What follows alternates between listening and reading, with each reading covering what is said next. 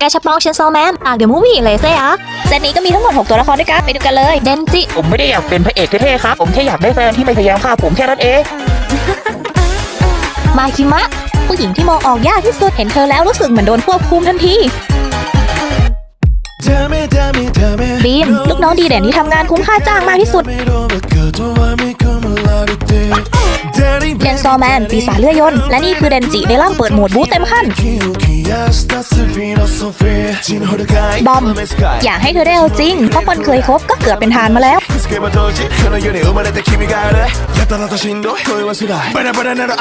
เลเซ่เห็นแค่หน้าแวบแรกยังต้องตกหลุมรักแต่เธอทำหัวใจหลายคนระเบิดตุ้มป้างนับไม่ถ้วน